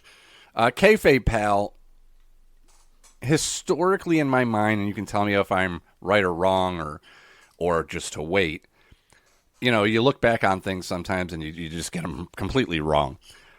The way that I remember this was that Rikishi was identified as the person, and then we find out that like the footage was altered and it was really Triple H that was driving the car. But I think I'm conflating it and just remembering that Triple H was the mastermind. I'll be honest with you. We may find out worse later, like maybe either SmackDown or next week, because I feel like you're right. Like it's a fucking Mandela effect, right? Yeah. That's what it feels like, is like what it should be. But when he said, "Look no further," was it the case pushing, or was it he was the driver all along? Yeah. Because I feel like they do that thing where they zoom in and all of a sudden they depixelate it and it's him. Uh-huh. Something like that. I think you're right. Yeah, because... Which means Rikishi didn't do jack shit for The Rock. But he acted like he did the whole time, so it makes him even dumber. It's just one of those things where I feel like they just pivoted because they're like, well, this was flatter than a plate full of piss, as Cornette would say. So let's change it. Like Cena's heel turn. I mean, can't piss rise a little bit? Never mind. I know. Convex, or as opposed to concave or just completely flat. Yes, I guess with surface tension, it might bow out. Yeah, something like that. Yeah. Commercial. Yeah, milk lemonade. All right, well. After these messages, we'll be right back. You might remember me from such educational films as Lead Paint, Delicious but Deadly, and Here Comes the Metric System. I'm here to provide the facts about sex in a frank and straightforward manner. And now here's Fuzzy Bunny's Guide to You-Know-What. This is Fuzzy Bunny. About a year ago, he noticed his voice was changing. He had terrible acne and had fur where there was no fur before. He also noticed Fluffy Bunny. Boring. And they never ruined their fun by giving in to their throbbing biological urges. Then came the big day. Fluffy and Fuzzy got married. That night came the honeymoon. She's faking it. The most satisfying part of the night was knowing that they waited. 9 months later, Fluffy gave birth to 14 beautiful bunnies. 8 survive. And now that you know how it's done, don't do it. Hashtag not a sponsor. Someday this show is going to make you want to turn around and say goodbye. Well, just hold on. Say goodbye. Nitro is coming to you from Chicago. We see Sting arriving to the arena, and for some reason he's dressed as a member of 3 Count. Gets jumped by Scott Steiner. It's a pull apart. It's a free-for-all. Nash and the Natural Born Thrillers are watching from the office. Nash tells Sanders to book a tag match tonight, and they're doing this thing now. I don't know the reference. They say Sting is going to be S-O-L. That's just a thing they're doing now. I don't get it. Well, isn't it shit out of luck? Well, I know what SOL means, but I... Oh, that's as far as I can go. Yeah, okay. All right. Well, it's a thing that's... I understood that much, but you mean... Yeah, right. Yeah, I don't... I mean, Tomatonga does it, and we like it. Yeah, well... Or like in Sunny, I'm going to gnaw on that thing. Or chew on that thing. Chew on that thing. And then D, yeah, I'm going to barf on that thing. The episode where they're just doing the test run in their apartment. That just evolves. Okay, all right, yeah, this is a fucking quick pivot, but Mac dresses as the bad guy from Commando. Commando, yeah. And then he goes, "You look like Freddie Mercury." He's like, "Well, that's the straightest guy of all time." He's like, "That's like the worst one." He's like, "He was in a band called Queen." Jesus Christ. Okay. All right. Let's. Yeah. All right. Anyway. So yeah, I'm with you. Should have made that your bring it to the table.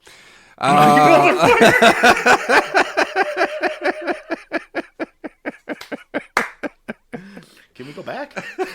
Luger comes to the ring, tells Madden to stand up. Apparently, Madden was talking shit on Luger last week. He calls Madden an endomorph. Luger basically just turns into Scott Steiner for this promo. Madden says, "So much for the heels working together." Scott Hudson says, "We're going to have to work on your scripted ad-libs." Luger calls Goldberg's streak... You like that, right? Get it? That's tremendous. That's outstanding. Calls Goldberg's streak bogus. He ain't lying. Heard Goldberg's been working on a book for 18 months. Turns out he was just trying to read it.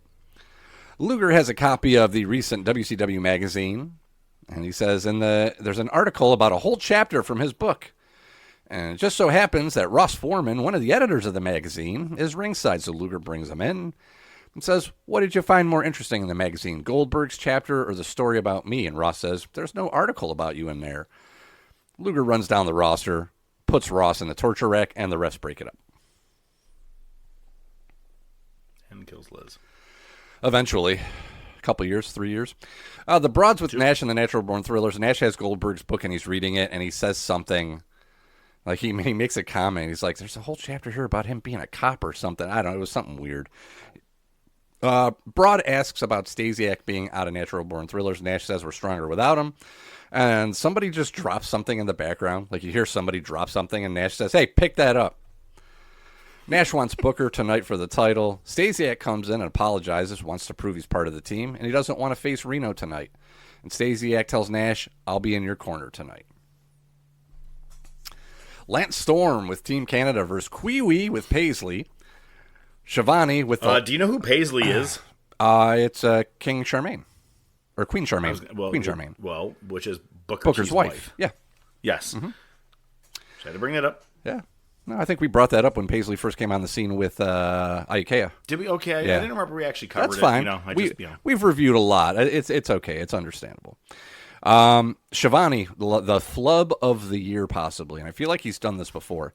He goes, "Later today, we're going to hear from WCW President Ric Flair." He had to stop where you worked, dead. Pal? You only worked in WWF for like one fucking 30 year. seconds, yeah. No shit, right? I don't know. Storm wins, and then Meng comes in to take out Team Canada. Ming with his every fucking...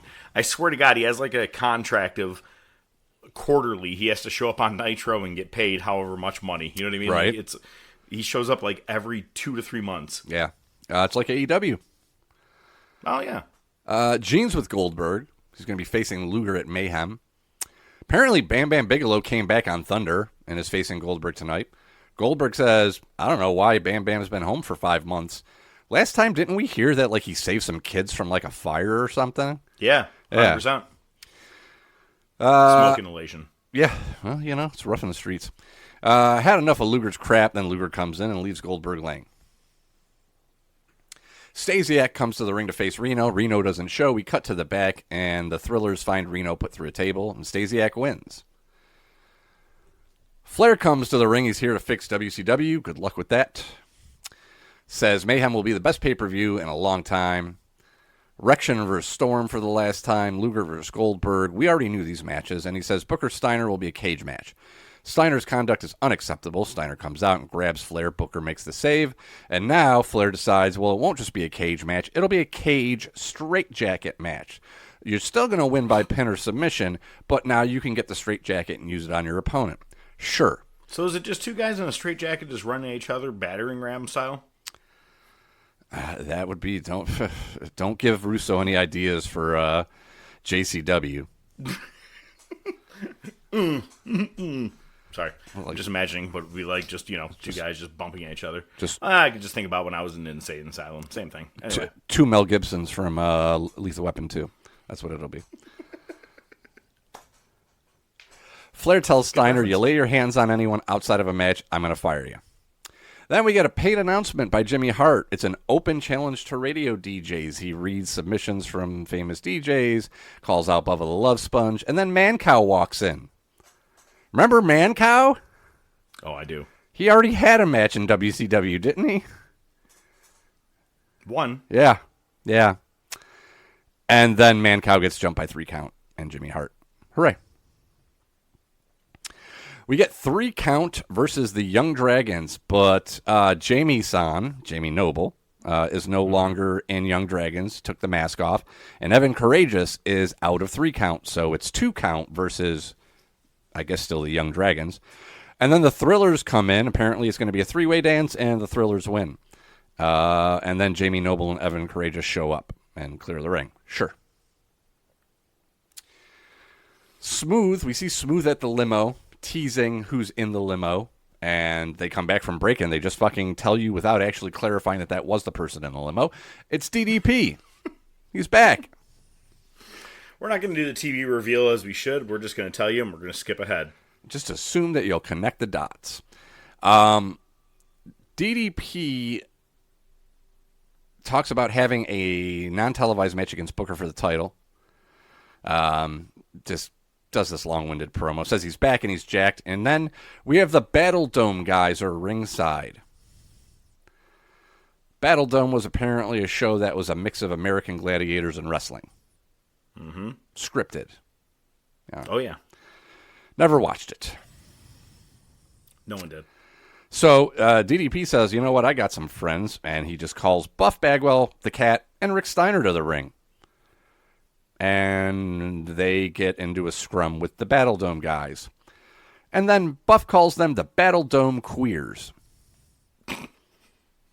I'm not laughing at it. It's just the things that were said years ago that were on TV. Jesus fucking Christ.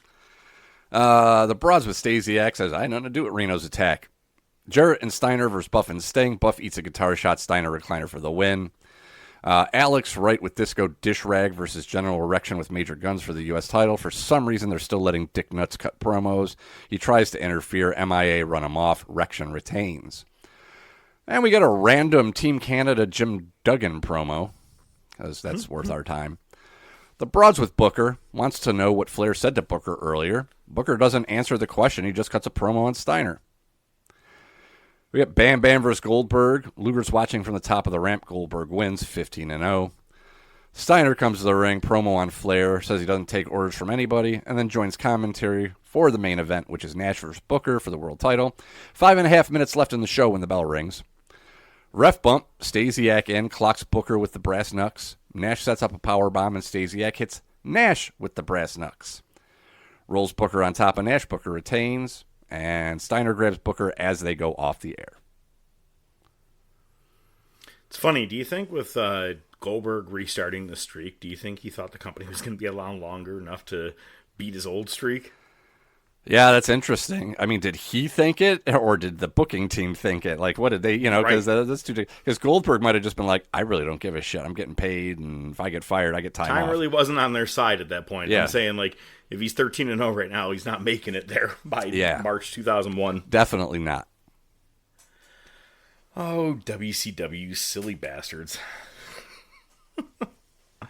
All right, man. I'm really excited about having this top topic right now. Should be a fun debate. Let's hit it. Ladies and gentlemen, it's now time for... Best there is, the best there was, and the best that there ever will be. Hold 2, arm bar. Sodas rule. Yeah, they do. Hold 3, the moss-covered, 3-handle family gradunzel. It's me, Austin. Just when they think they got the answers, I change the questions. I did it for The Rock. This week's top topic. You know something mean, Gene? John Cena. Wrestling's not fake. The Rolex wearing what? Diamond ring wearing what? Kid stealing, woo! Wheeling dealing, what? Limousine right, what? Jet flying, what? Son of a gun, woo! Sierra Hotel, India, Echo, Lima, Delta, Shield. If you smell. The following ranking order and final decisions are a completely bias-based order, based off The Professor and ODM made it. And as always, they like to let you know they have not worked in the business, but have been lifelong invested fans much like you, our listeners. With not only their opinions involved, but with countless amount of hours of research done each week, they make sure to provide proper facts and history to back it up. However, they do know that your opinion may vary from theirs. If there is anything you want to chat about, bring to their attention. If there is something they missed or forgot, or you just want to let them know they are out of their freaking minds, feel free to shoot them a message on Facebook or Twitter, or email them at thetopofwrestling@gmail.com. As always, they do appreciate all feedback and continued support. At the end of the day, they want to make sure that you do see the best of the best before you die. And now, this week's top topic. It's funny, I'm over here looking like a night at the Roxbury. You? Me? Me? All Me? right, let's Me? go. I'm looking for a nail file to flip. No need. I want to let you go first because I'm curious on your list before mine, and I'm going to keep track on my own. What we're talking about is the top 10 greatest, we'll say, wrestling character performers of all time, if that's the best way to describe it, right? We're not talking just wrestler as in wrestling, but this is top 10 greatest of all time, and these are in no particular order. If I had to do an order, I could probably do it, but it was tough enough to get myself to 10. So I'm going to let you have the honors, and I'm going to keep track on my mind over here how many we already have in common as you go. All right. Please start. You said you have some honorable mentions. I have 6 I of them. only have 2. All right, well, I have 2, so I'll let you have 2. Okay. Wow, that's going to be hard, too. Shit. All right, well, I'll put Shawn Michaels in the HMs. Wow, okay. All right, wow, yeah. This is already interesting enough. All right, let's go. Yep, and then this one, it's another tough one. I'm just going to say 2 of them because I was thinking about Cena, and I was also thinking about Sting. Okay. So none of them made the cut. So those are my HMs, and that 10th spot, I ended up giving to Bret Hart. I was very on the fence. I was gonna put Shawn Michaels in there because I feel like Shawn Michaels probably should take that spot because I feel Shawn was the better overall performer. Because Shawn was good at promos, he was good in the ring, he had exciting matches. Bret, while we respect the hell out of his technical prowess in the ring, his ability to storytell just having a match is certainly, historical. And he really gave birth to the non-Hoss world champion in WWF, right? So That's why I'm really upset that you put him in the honorable mentions. You might want to start giving me your top 10 before I start getting upset. Put who in the HMs? Bret Hart. Brett's the 10th one. Oh, he's your 10th. He's the 10th one thank you. he's the final one that I added. Yeah. Thank you. So okay, Sting, okay. HBK, and Cena were my HMs. Brett is on the list. Okay. Brett is on go the ahead. list. We'll go from there. We'll go to Bruno Sammartino. Mm-hmm. You got to think just one of the biggest draws ever in wrestling, historic world championship run. and was really, just a blue-collar favorite in the North. All right? He's from Pittsburgh. Obviously wrestling for Vince. He was in MSG a lot, just in the Northern Territories. That was the guy. Major sellout. Yeah, I mean, absolutely. I mean, he's a historic guy. You talk about the Bruno of the South, it's Dusty Rhodes. I got Dusty on there because it's the same kind of thing. It's the Southern working man. A lot. I feel like in the South at that time there was a lot more TV exposure for wrestling. It was easier for fans to catch the local wrestling on TV. And Dusty's just fucking historic. We all know that he was the guy that you rooted for. Andre the Giant's on there for me. It is an interesting take, but you have to look at it this way. Andre was way more famous outside of WWF. Okay. I mean, you're he right. toured the country. He worked as a face. He could actually move pretty decent in his younger years. I mean, the guy was an attraction. And he's just a historic figure. I know now we've seen guys that are just as taller, just as bigger. But Andre was just one of a kind back in the day. And again, I think when you look at his work outside of WWF, there's a lot there. And, he did a lot of good for wrestling. Worked with a lot of people. So to me, I think he just deserves to be on that list.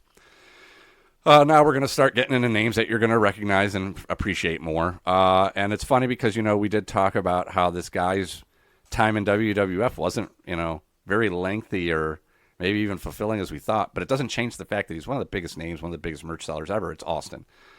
And he's got to be in there. He's an all-time great. And he did so much in such little time, kind of like the Beatles and Hendrix. You know what I mean? As a short amount of time, he did a lot of stuff. So, his merch sales alone, he could probably live on forever.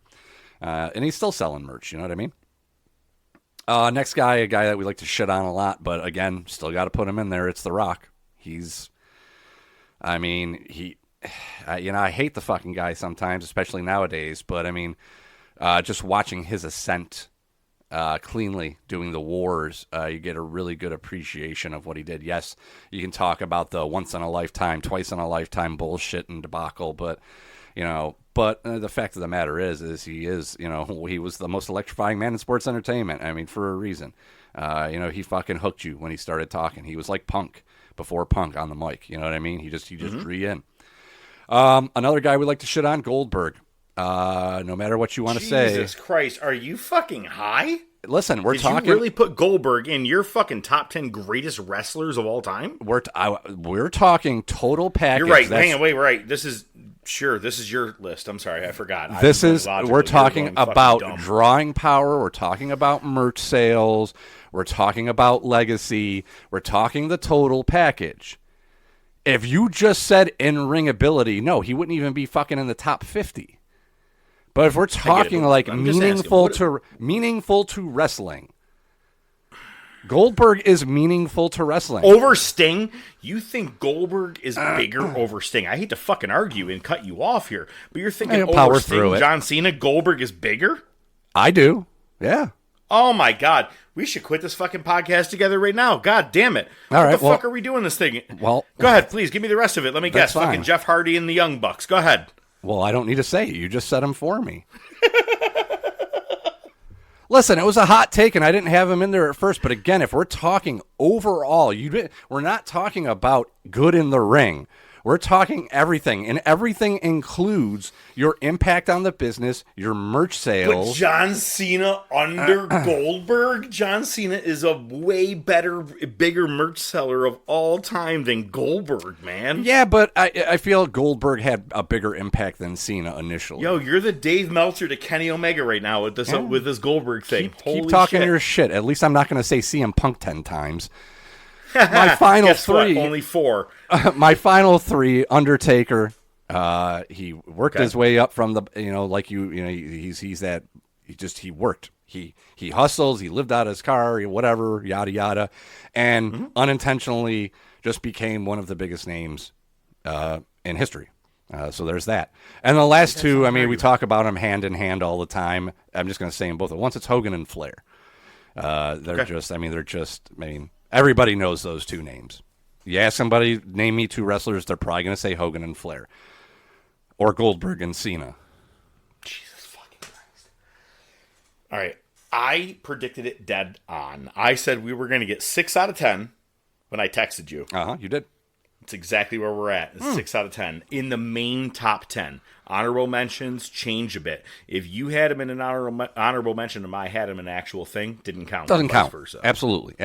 Doesn't count. So in the actual list, I will say right now, I had Ric Flair, best heel of all time. Dusty Rhodes, fans were absolutely drawn to him, his character, his shtick, his everything. Bruno Sammartino, Hulk Hogan, Undertaker, and Steve Austin. You had those 6, right? Yep. Okay. Now I'm going to scale back a bit. My honorable mentions are Terry Funk and The Rock. Okay. Here's why for The Rock. Much of the same when it comes to that Steve Austin thing. You were there for only so long, right? But Austin changed a completely different era of fuck you to a boss as opposed to, I get Rock was very charismatic. He soared better in the film industry than overall when he did to wrestling. That's why I give him an honorable mention. I'll look at him as greatest of all time, but I don't give him the best of all time. All right. My remaining are John Cena, Shawn Michaels, Bret Hart, and Randy Savage. Yeah. I had Savage on my HMs too. John Cena, he's the runner-up to Hogan all time. He is the Hogan of the era that we've seen the last 20 years. His heel turn was bullshit, but look at the crowd right now. Everybody's like, fuck, we didn't know we were going to miss you. Don't know what you got till it's gone. Shawn Michaels, his in-ring style was unmatched to anybody else. He was just a solid worker. He drew you in with his moves, his charisma, his mic presentation, as you said. I give you The Undertaker. No other like him. I agree with you on that one. Bret Hart, to me, why he made this list, he resonated with fans worldwide because he was the guy that was not your greatest character, mic guy of all time, but worldwide, loved as fuck. And nobody really had a bad thing, and every guy who's ever had a match with him has always said, yeah, Bret brought the best out of me. Kevin Nash, everybody. You know what I mean? Shawn Michaels knows that his best matches were with Bret. Or some of them. And why I give number 10 to Randy Savage, he was ahead of his time with ability, charisma. If he was in 2025 today, he'd still be fucking fine if he was exactly the way he was in 1989. I mean, think about what we've seen of him. I mean, obviously he's not here anymore, but what we've seen in the wars with him in WCW, and even in the midst of a steaming pile of shit, he was still at the top of his game. Having great matches, world title matches, his feud with DDP, the trilogy, is still putting people over. Yep. Yeah.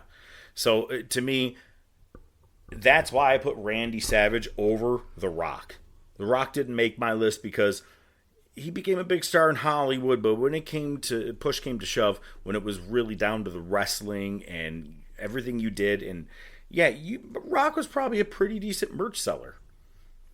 But at that time, who the fuck wasn't a merch seller, man? I mean, everybody had merch for sale, but everybody was really wearing Austin shit. But then you got your Hardys, this, that. I mean, everybody's wearing every shirt back then. The Rock, he was there, but if I had to go push comes to shove, Steve Austin above The Rock a million times. Yes, agreed. So I'm shocked that you fucking put Goldberg in there above John Cena. It was a flip flop. Not talk to each other until next It was Wednesday. a flip flop, but again, I made my decision. I'll stand by it. Well, in the words of Bret Hart, fuck Bill Goldberg. Next week we're going to be back and we're going to be talking a movie of the week. Have you seen this one, ODM? It was originally on what would have been probably ABC 2 Sundays in a row. They used to do 2-night events for certain movies. This is The Temptations. No, I have not seen this one, I don't think. Really, and they play it on. They used to play it on VH1 nonstop. It is on Tubi, as all the greats are.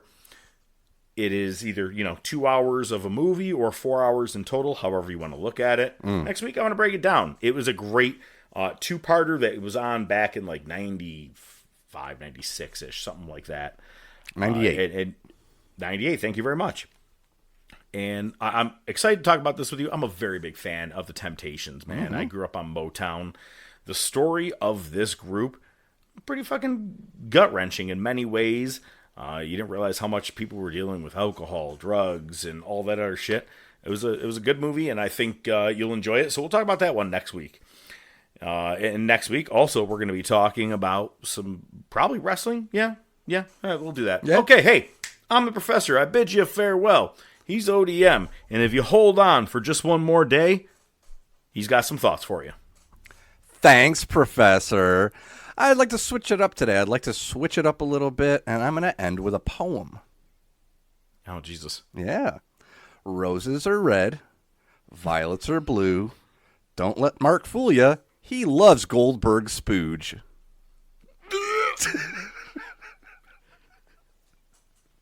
Fuck Bill Goldberg.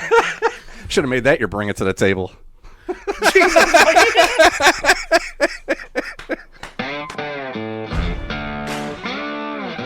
The Top of Wrestling Podcast is brought to you by The Top of Wrestling Podcast. Your hosts are the Professor Mark Fantasia and ODM The Doc Joe Rizzo. Feel free to reach out to the show by email at thetopofwrestling@gmail.com, on their Facebook page, Twitter page, Instagram page. Remember to subscribe, like, and share. You can listen to the show on most popular platforms, including iTunes, Spotify, Podbean, Amazon Music, Pandora, and YouTube. Without your continued support, it would be just some guys talking wrestling, which is pretty much what it is anyway. Good night, folks.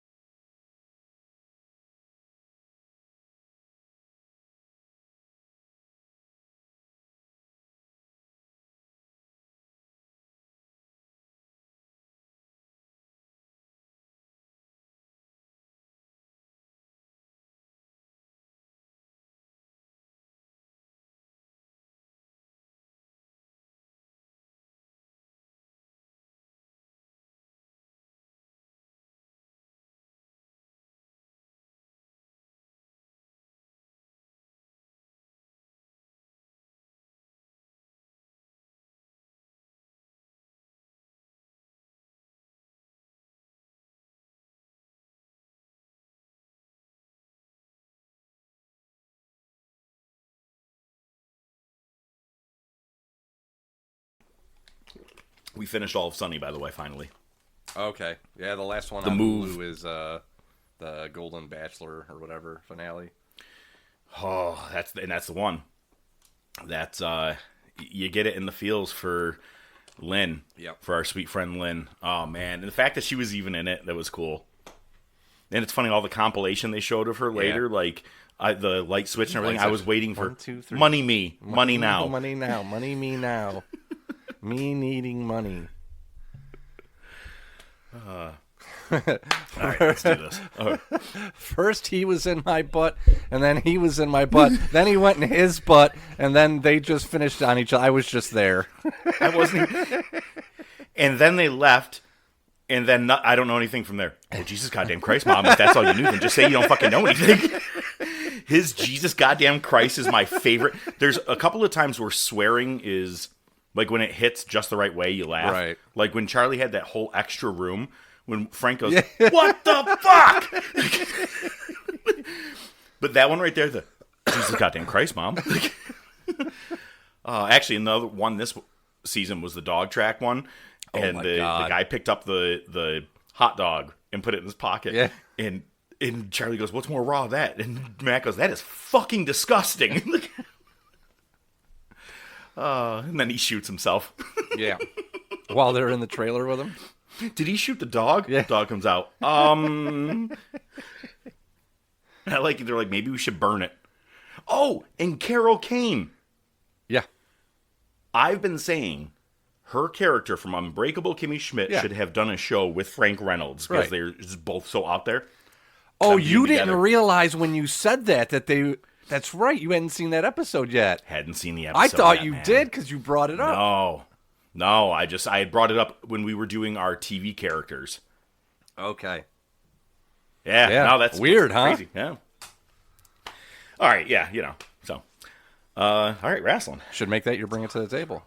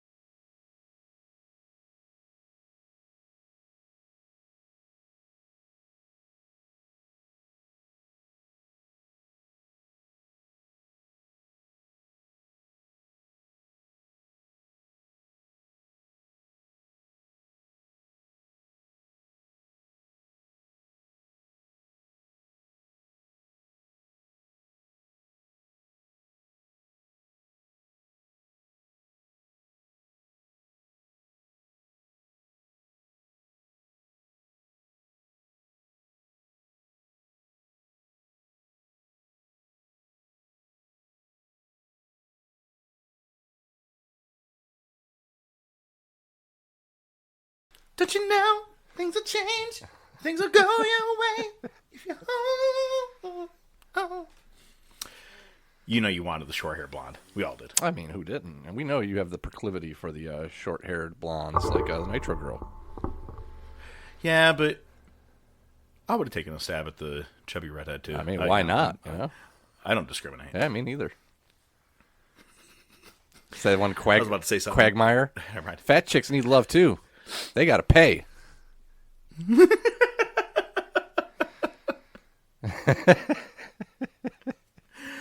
Jesus Christ. He has so many fun ones. Oh, my God. He shows up to Lois's house, like, real quick, and he goes, you said you need me to tear up a rug, huh? She's like, yeah, this one here on the floor. And he's like, oh. Hey, did you see my cross-country bus? Isn't there an Owen country? Nope. Which is hysterical because the RV we have is a Newmar Country Star, but it's spelled Kountry. And the first time Nate, when we went down to Nashville and we saw him, he goes, isn't there supposed to be an Owen Country? Like as soon as you walked in and saw it, it's like, nice, man, good reference. Actually, have you seen Grandma's Boy? No. Really? Yeah, I know. I get clowned about that a lot. So, yeah. I think you'd actually like it. Oh, I probably will. Well, then my story will mean nothing to you, so we will just move on. No, I usually don't listen anyway. Kevin Nash. Wow. Do me a favor. Your dick, your mouth. If I could have figured out how to do that by now, I wouldn't be doing this fucking podcast.